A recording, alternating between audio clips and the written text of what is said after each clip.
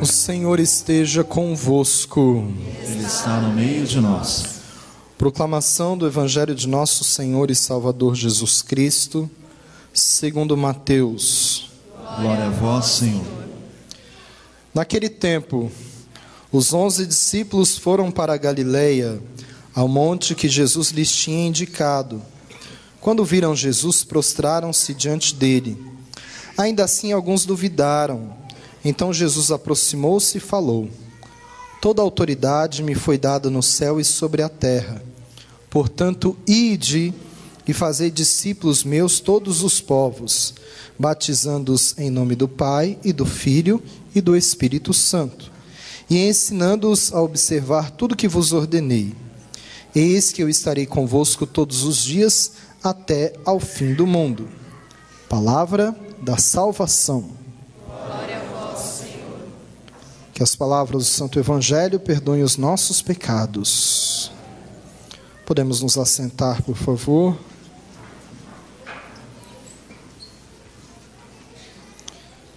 Nós celebramos hoje a solenidade da Santíssima Trindade. Todos nós somos batizados em nome do Pai, do Filho e do Espírito Santo. Várias outras vezes na nossa vida, as nossas orações são marcadas com esse sinal da Trindade, né?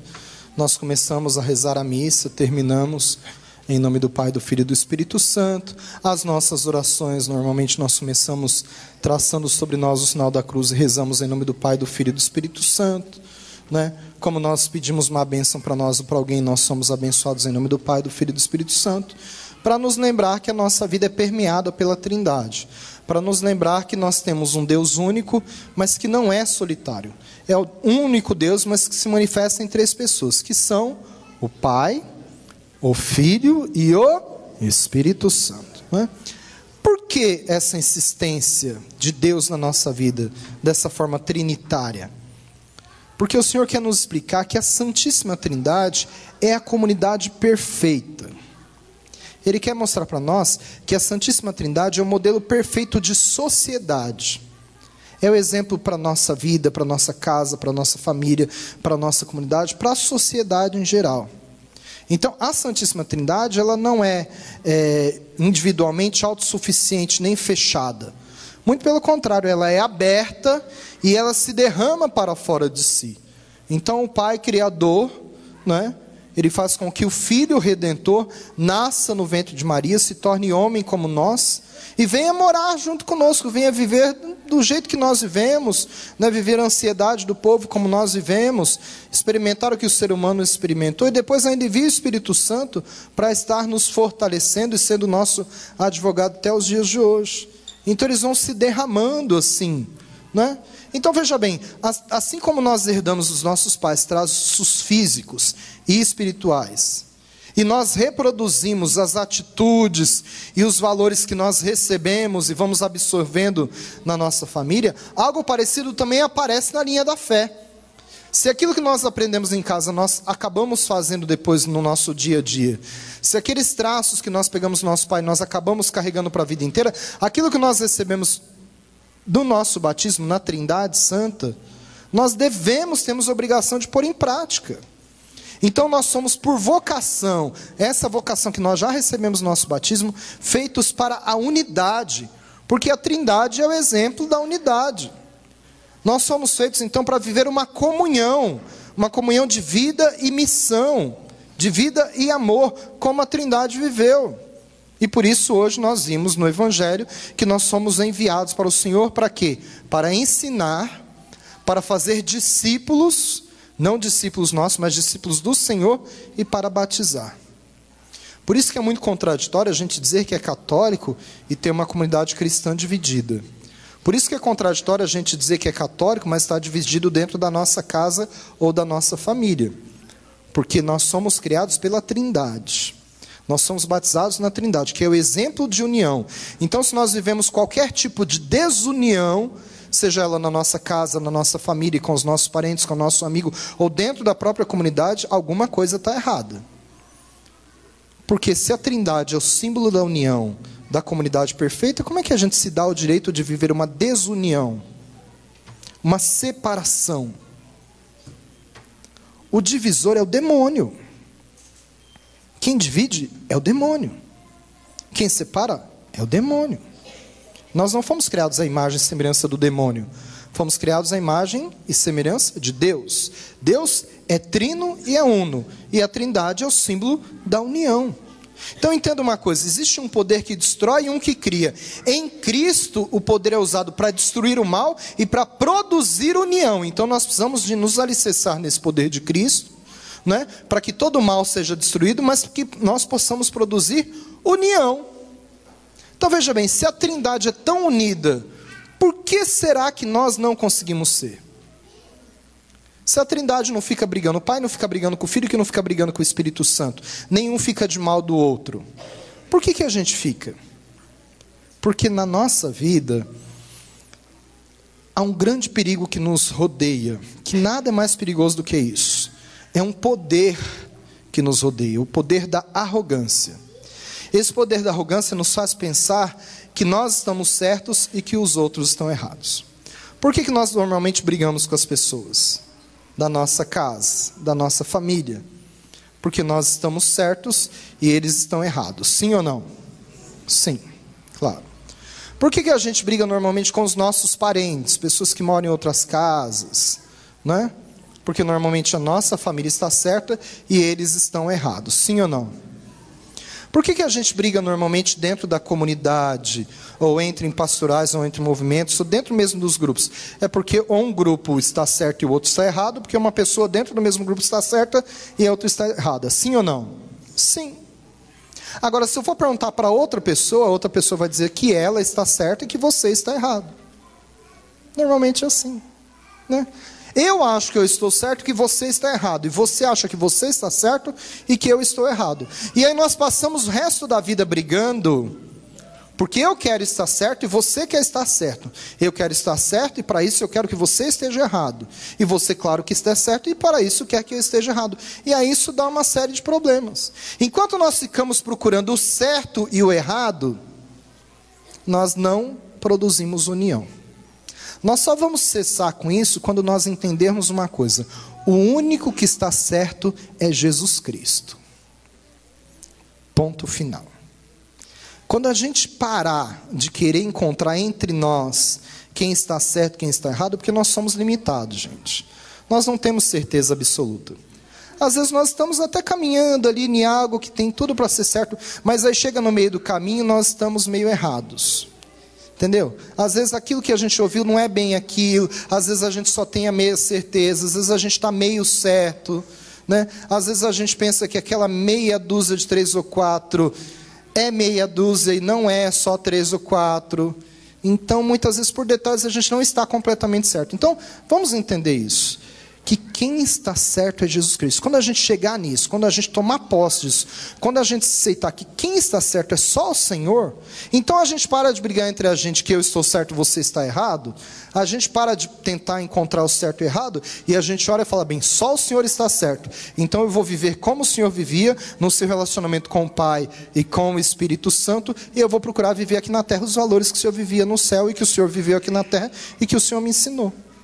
Então, para isso é aceitar, entender e estabelecer na minha vida que quem está certo é Jesus Cristo, só Ele. Ele é o único que está certo. Entendeu? Esse silêncio é que me assusta. Sabe por quê? Porque eu sei que é difícil. Porque a gente passa a vida inteira dizendo, mas eu tenho certeza que eu estou certo, Padre. Eu estou certo. Como é que o senhor quer agora que eu digo? Porque quando a gente passa a dizer que eu não estou certo, a gente passa, não, se eu disser agora que eu não estou certo, então eu estou admitindo que eu estou errado. Não é isso que eu estou dizendo. Eu não estou dizendo que você está errado. Também não estou dizendo que você está certo. Estou querendo que você esqueça um pouquinho de pensar quem está certo, quem está errado, entre você e outra pessoa. Quero que você pense que quem está certo é Jesus Cristo. Pronto. É isso. Para isso você não precisa de estar certo ou errado. Você precisa de apenas acertar que Ele tem toda a sabedoria. Ele é onisciente, Ele sabe de todas as coisas e Ele está certo. Entendeu? Aí, tá vendo esse silêncio que continua me matando? Eu sei que é difícil, gente, porque a gente sempre quer estar certo, né? A gente acha, mas como é que agora eu vou dizer que eu não estou certo? Você dizer que não está certo não quer dizer que você está errado. Eu apenas quero que você aceite que Jesus é o único que está certo, sim ou não? Sim. Que bom, espero que seja de coração, demorou, não é? Tá bom. Então, quem é a única pessoa que está certa? Nome completo, Jesus Cristo, vamos lá. Porque tem gente que fala, Jesus. No meio fala assim, mas aí eu não estou certo. Quem é a única pessoa que está certa? Jesus Cristo. Jesus Cristo. Pronto, resolvemos todos os nossos problemas, gente. Se a gente entender e aceitar isso e delimitar que Jesus está certo, pronto, a gente não tem mais problema com ninguém. A gente não precisa ficar procurando certo e errado entre as brigas que nós tivemos, entre as desavenças que a gente teve familiares, comunitárias, né, entre parentes, nada disso. A gente sabe que Jesus está certo, então a gente vai ficar ligado nele e fazer o que ele mandar e pronto. A gente não vai querer ter razão das coisas, porque a gente sabe que só ele tem razão. Então pronto, não interessa se eu tenho razão não, interessa que ele tenha razão, porque ele está certo de todas as coisas. Ficou claro, por exemplo, para os discípulos, que eles não podem simplesmente esperar que os pagãos venham a ele. Eles precisam de ir até os pagãos. Para fazer o quê? Para batizar e ensinar. Então nós escutamos essa palavra. Então nós precisamos agora ir até as pessoas que nós estamos com alguma desavença e dizer para elas, olha, quem está certo não sou eu nem você, é Jesus Cristo. Aí nós voltamos e dizemos assim, mas padre, peraí. Quem tem que vir é ele. Foi ele que errou, não foi eu. Né? É ele que tem que vir até mim. Lembra? Quem está certo é Jesus Cristo. Não, se eu for até ele, eu estou dizendo que eu estou errado. Está dizendo para você mesmo, vai anunciar para ele que a única pessoa que está certa nessa história é Jesus Cristo. Que enquanto vocês ficarem pensando que você é certo ou ele é certo, não vai resolver. Que é só Jesus Cristo que é certo. Quem ouviu a palavra foi você, não foi ele. Então você precisa de fazer o que Jesus falou. Ir pelo mundo inteiro, anunciar a palavra a toda criatura. O evangelho a toda criatura. Não é? Batizar e ensinar. E muitas vezes é naquela pessoa que você precisa de ir. Nós somos batizados na Trindade, gente, para nós termos um modelo de vida. Mas como é difícil nós vivermos esse modelo. Se nós vivêssemos esse modelo, estava tudo tão maravilhoso na nossa vida, mas a gente se enrola muito. Porque nós já vimos, por exemplo, um ocupando o lugar do outro? Não. Cada um tem a sua função e um ajuda o outro. Então a função de Deus Pai, criar todas as coisas, Ele cria todas as coisas. Mas Ele tem uma ajuda enquanto Ele está criando. Enquanto Ele está criando, diz que o Espírito pairava sobre as águas. O Espírito está ali, mas o Espírito não toma liderança, eu vou criar também, não. Ele sabe que essa é a função do Pai, Ele deixa o Pai fazer a sua função. O Pai poderia ter vindo à terra e Ele mesmo ter andado, ter curado, ter feito milagres, ter morrido na cruz, ter ressuscitado, mas não. Ele fez, essa é a função do Filho. Então Ele faz com que o Filho nasça do ventre de Maria, se torne um ser humano como nós, 100% homem, 100% Deus, e aí Jesus faz a parte dele, assume a função dele, no meio, né, da Trindade, o Pai está lá, com ele, aí tem um encontro maravilhoso da Trindade Santa, que é o momento do batismo de Jesus, que encontra ali, é o encontro perfeito da Trindade. Jesus está sendo batizado por João Batista, e aí o Espírito Santo desce em forma de pomba, mas o Espírito Santo desce apenas para ser um sinal da força de Deus. O Espírito Santo desce ali, mas não faz nada de extraordinário. Ele paira sobre Jesus em forma de pomba, até se materializa em forma de pomba para ser um sinal para nós. E do céu sai uma palavra, uma voz que diz, este é o meu Filho muito amado, em quem eu ponho a minha confiança. Escutai o que ele diz. O Pai do céu não fica dizendo, ei, eu sou o Pai Todo-Poderoso, viu? Foi eu que criei, vocês têm que olhar para mim. Não. Ele dá destaque ao Filho, ele engrandece ao Filho. Olha para o Filho. Ele é o meu Filho, eu pus nele a minha confiança, escutai o que ele diz. Olha como um fala bem do outro na Santíssima Trindade. Quando a gente ouve Jesus falar, o que Jesus fala? Eu não vim fazer a minha vontade, eu faço a vontade do Pai. E aí quando o Pai fala, o que ele fala? Olha, esse é o meu Filho muito amado, escutai o que ele diz. Então olha como que um fala bem do outro. Esse é o exemplo que a Trindade nos dá. O Espírito Santo, quando veio em Pentecostes, a função do Espírito Santo era santificar, impulsionar, ser o defensor dos apóstolos. Jesus tinha aparecido tantas vezes depois da ressurreição, mas Jesus não aparece ali, porque não era a função dele, era a hora do Espírito aparecer. Era do Espírito Santo vir em línguas de fogo. Ele deixa o Espírito Santo vir. Se fosse um de nós, ia dizer, deixa eu aparecer também. Deixa eu ir ali, só aparecer. Já apareci tantas vezes mesmo, não é? Deixa eu ir lá, tem um destaque. Enquanto o Espírito está sendo derramado, eu vou lá dizendo, olha, lembra semana passada que eu desejei a paz para vocês, que Tomé tocou no meu lado? Então deixa eu ir ali aparecer também. Não, Jesus fica ao lado do Pai, porque é a hora do Espírito Santo. Eles não são independentes, eles estão juntos, um trabalha com o outro. Jesus está morrendo na cruz e o Espírito Santo está fortalecendo Jesus. O Pai poderia vir ali e dizer, não, eu vou morrer no lugar do meu filho. Não, era a função de Jesus, então ele deixa Jesus fazer a função dele. Na nossa casa é assim? Nós deixamos cada um fazer a sua função? Nós deixamos o Pai ser Pai? Deixamos o Pai assumir a função de pai, de esposo, de chefe de família, ou não? Ou a mãe muitas vezes quer ter a liderança, a responsabilidade e ocupar o lugar do pai. Nós deixamos a mãe ser mãe, ou muitas vezes não? Nós tomamos o lugar da mãe. E os filhos, nós deixamos os filhos serem filhos de verdade? Porque tem muito filho que eles acabam sendo pais. Eles que acabam liderando e cuidando da família inteira. Então, quando chega na hora deles se casarem para ter uma família, eles dizem, eu não quero. Eu já cansei, não quero mais brincar disso. Não quero mais, eu estou tão cansado de passar a vida inteira eu cuidando da minha família. Agora que é a hora de eu criar uma família, eu quero viver minha adolescência que foi perdida, que eu não vivi. Então muitas vezes nós queremos viver a vida do outro, e aí nós vamos a desculpar, padre, eu sou assim mesmo. Ótimo, aceite que você é assim mesmo e se converta, porque é só aqui na terra que você tem tempo de se converter. Depois que morrer não tem mais tempo, gente. Agora é o tempo de conversão. A gente canta até na quaresma, eis o tempo de conversão. É agora, é o tempo de você mudar, é agora. A Trindade é o modelo para como nós devemos viver. A Trindade acolhe o diferente. Deus nós não conhecemos, só conhecemos por aquilo que Jesus nos revelou. Jesus nós imaginamos, não é? A pele do povo, como que era na época, sabemos do que ele falou, do que ele pregou, temos estudos sobre isso, não é? O Espírito Santo não se materializa, ele vem como sopro, ele vem como línguas de fogo, ele vem como vento, vem em forma de pomba.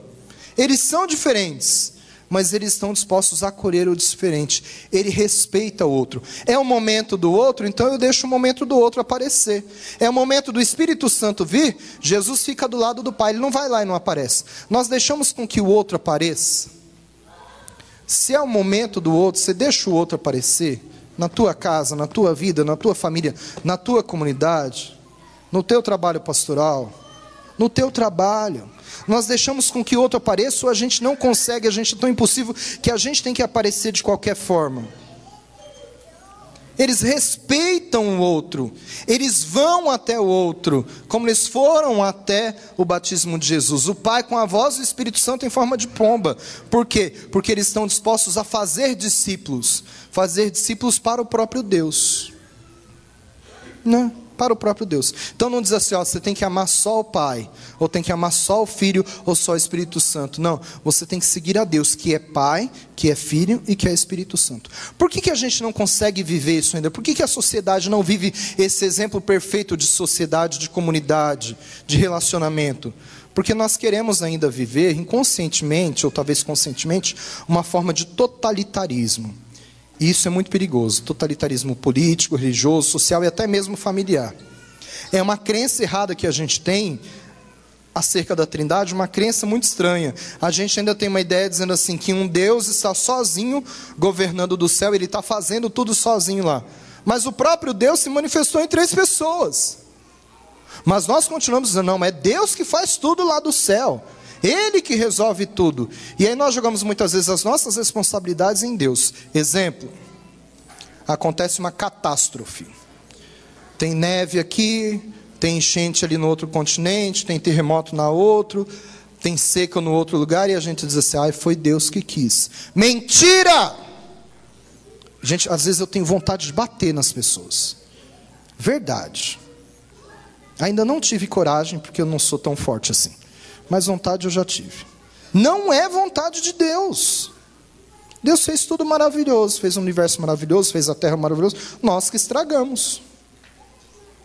Então nós estragamos a natureza, nós poluímos tudo, e depois a gente diz que é vontade de Deus. Não. Nós desmatamos, nós poluímos os rios. Não. Ah, está faltando água. Ah, a culpa é de São Pedro que não faz chover. Coitadinho do São Pedro, gente. Só porque ele diz que Jesus ia dar para ele as chaves dos céus. Não, é porque não cuidaram dos reservatórios, é porque não cuidaram das margens, é porque tiraram as árvores, não. É porque não recuperaram os rios. Nós temos países que tinham os rios mais poluídos do que o Rio Pinheiros e Tietê, e que recuperaram, tem peixes hoje naqueles rios. Por que aqui não tem? Só que a desculpa que a gente usa, e que ouve os outros dizerem, a culpa é de Deus, foi Deus que quis assim. Deus não quis assim. Deus fez lá um universo maravilhoso, a terra maravilhosa, com tudo, né? E o nosso país é aquele que dá tudo, né? Tudo que planta dá, então é maravilhoso. Mas nós estragamos, nós estamos destruindo aquele maravilha que o Senhor nos fez. Então veja bem, essa forma de totalitarismo é muito perigoso, porque nós queremos que uma pessoa tenha o domínio sobre tudo, sobre a sociedade. Isso é muito perigoso, porque o próprio Deus, que é o Todo-Poderoso, ele se manifesta em 3 pessoas. Então veja bem, a nossa família é um reflexo da Trindade. Nós amamos um Deus que é uno, é um só, mas se manifesta em 3 pessoas, não é? O grande exemplo disso é a família de Nazaré. Por que a família de Nazaré deu tão certo? Porque eles se espelharam na Trindade, Pai, Filho e Espírito Santo. Né? Você vê a família de Nazaré brigando? Responda, por favor. Não. Você vai dizer, padre, que a família de Nazaré não teve problemas como tem na minha família. Ele teve problemas muito maiores do que o seu. Né? Mas eles resolviam baseados na Trindade Santíssima. Na unidade, na Trindade. Não é? Maria apareceu grávida. José ficou desconfiado. Ficou com o pé atrás. Mas como que ela aparece grávida? Eu não tive nenhum relacionamento íntimo com ela. Como ela aparece grávida agora? Normal José ficar desconfiado. Não é? O que aconteceu? José xingou a Maria, sim ou não? Não. José bateu em Maria, sim ou não? José denunciou a Maria, sim ou não? Não. E por que você xinga a sua mulher? Por que você bate na sua mulher? Por que você fala mal da sua mulher para os outros? José não fez isso. Nem a Trindade Santíssima falava mal um do outro. Você não tem esse exemplo. Exemplo vem de casa. Nossa casa é a Santíssima Trindade. Não tem esse exemplo. Ele não fez. Depois um anjo apareceu, revelou a José. José aceitou os planos de Deus e foi fiel cuidando de Maria e de seu filho Jesus. Né? Maria sabia de toda aquela agonia de José. Maria ficou remoendo aquilo no seu coração, dizendo assim, mas lá quando eu fiquei grávida, José, você pensou que o filho não era seu, você teve uma desconfiança lá. Maria ficou jogando na cara de José aquilo o tempo inteiro? Não. E por que você fica jogando na cara do seu marido coisas que aconteceram lá atrás? Coisas que você diz que perdoou, mas toda semana você lembra daquilo. Coisas que já aconteceu há 10 mil anos atrás, na época de Noé. E você ainda estava lá, você estava dentro da arca. Eu não sei que animal que você era da arca. Eu até penso em dizer, mas não vou dizer que eu estou dentro da igreja. Né? Mas você vive dizendo ali, jogando na cara dele. Maria não ficou o tempo inteiro reclamando, jogando aquilo na cara de José. Então você não tem esse exemplo. Por que você está insistindo na mesma coisa? Quem insistiu na mesma coisa foi o demônio, fantasiado de serpente, lá no Jardim do Éden, insistindo para que Maria comesse o fruto proibido. Você não foi criado... O que eu falei?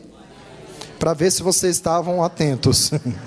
Eva, muito bom, né? Gente, chega uma hora que o tico e teco já não está funcionando muito bem. Onde eu estava mesmo?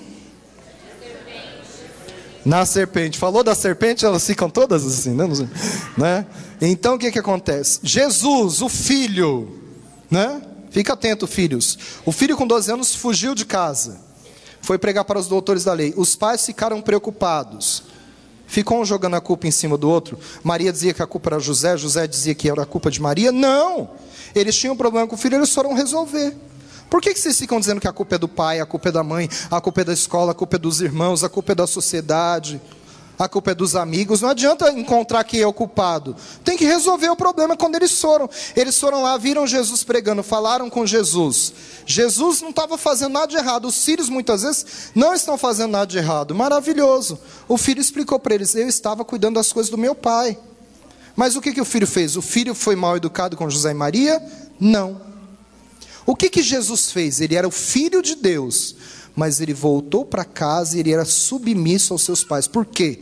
Ele estava fazendo o que era certo, mas ele viu que o seu pai e a sua mãe, José e Maria, ficaram preocupados. Então veja bem, você que é filho, muitas vezes quando o teu pai te chama atenção, mesmo você estando certo, se lembre de Jesus, que sabia que ele estava certo, ele não estava fazendo nada de errado, mas ele se sensibilizou com a preocupação dos seus pais, e ele voltou para casa, e mesmo sendo filho de Deus, mesmo estando fazendo a melhor obra no universo, que era pregar em nome de Deus, ele voltou para casa e foi obediente aos seus pais, foi submisso aos seus pais, continuou vivendo lá, porque ele parou um pouquinho de pensar no que ele vivia, e ele também pensou no que os pais dele viviam. Por que a gente não vive assim? Esse é o exemplo que nós temos, gente. Esse é o exemplo que nos foi dado. Esse é o exemplo de família que nós temos. Tinha que fugir para o Egito? José ia lá, pegava o burrinho, punha Nossa Senhora, o menino fugia. Era o que tinha que fazer. Chegava em casa e dizia: Maria, vamos ter que largar tudo e fugir para o Egito. Maria poderia brigar com ele, Maria dizia: é isso, José? Você é o meu José. Você é o chefe, então nós vamos. Maria não questionava, ia embora, tinha que largar tudo, e ia para lá. José tinha que protegê-los, e protegia com o que ele tinha. O que ele tinha era um burrinho. Pôs dois em cima do burrinho e eles iam, fugindo. Iam juntos. José podia ter fugido sozinho, ele não ia. Ele poderia ter ido a mandar a mulher e o filho sozinho, não. Eles foram juntos. Eles fugiram do problema juntos, para guardar a vida do filho. Eles poderiam ter escondido o filho, poderiam ter posto o filho num colégio interno. O que eu vejo gente que olha para mim e diz assim: padre, ainda tem colégio interno para internar o meu filho? Oh, Jesus do céu, gente. Parece que filho vem com manual de instrução, né? Ou então com recal. Quando dá defeito a gente troca. Não tem manual de instrução, gente. Não tem manual de instrução para filho. O que dá certo com um, não dá certo com o outro. Tanto que os filhos são totalmente diferentes. Casal de primeira viagem, assim, pai de primeira viagem: nossa, mas aquele filho era tão assim, esse nasceu já é totalmente do outro jeito. Graças a Deus. Eles não são iguais. Nós não somos iguais um ao outro. Nem a Santíssima Trindade, um era diferente do outro, mas eles se respeitavam, eles estavam unidos. Então veja bem, por que Deus não apareceu apenas em uma pessoa, mas se apareceu em três? De propósito. Porque Ele quer mostrar para nós que as pessoas da Santíssima Trindade, elas são distintas. E elas são distintas para nos mostrar a necessidade que, sendo distintas, sendo diferentes, elas têm uma necessidade de se unir. E elas se unem. Não para confundir, mas para uma conter a outra, para dizer: é a hora do outro aparecer. Você deixa que o outro apareça? Você deixa com que o seu filho seja filho e tenha um espaço de filho?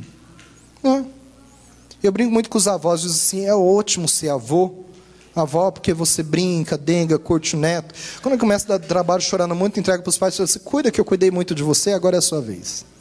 E pronto. Você tem que curtir o período de você ser avô. Você está na condição de avô, então seja avô. É ótimo. Ser avô.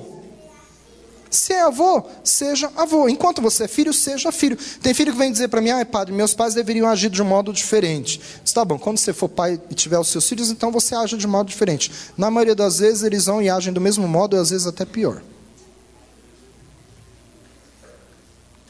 Se é filho, seja um bom filho. Se é pai, seja um bom pai. Se é mãe, seja uma boa mãe.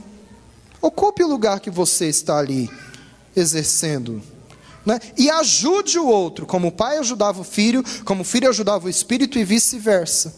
E aí nós podemos fazer com que as coisas aconteçam de verdade. Então nós temos um modelo perfeito de sociedade. Nós temos um modelo perfeito de comunidade. Se a gente olhar para a Santíssima Trindade, se a gente ver como a Sagrada Família de Nazaré soube enfrentar os problemas olhando para a experiência da Trindade, nós poderemos enfrentar os nossos problemas. Ou então a gente continua brigando, continua se desiluindo, continua ficando de bico um com o outro e achando que nós temos o direito, porque alguém falou algo que nós achamos que ele está errado, de brigar com aquela pessoa, de xingar aquela pessoa, de nunca mais olhar para a cara dela. Parabéns, você está ganhando um inferno para você. É uma pena. A Trindade não fez isso. O Pai nunca brigou com o Filho, que nunca brigou com o Espírito Santo. Nem Maria com José e com o menino. Eles tinham um problema e eles resolviam. Nós brigamos por tanta besteira e esquecemos que Deus nos fez para a unidade, como a Trindade Santa é uma. Então não perca tempo não. Viva a unidade, porque se você vive qualquer tipo de desunião, principalmente na família, você está deixando o dedo do demônio tocar dentro da tua casa. E isso nós não podemos fazer, porque é a mão de Deus que deve tocar e sustentar a nossa casa. Amém? Vamos ficar de pé, por favor, e professar